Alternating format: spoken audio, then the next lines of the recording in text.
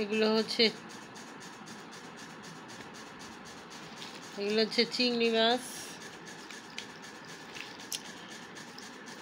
এগুলোকে বলা হয় টাইগার চিংড়ি,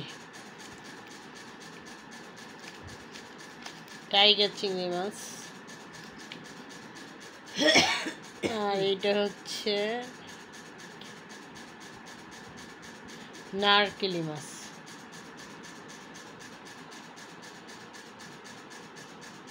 এখানে টোটাল 700 টাকার মাছ, মোট 700 টাকার মাছ।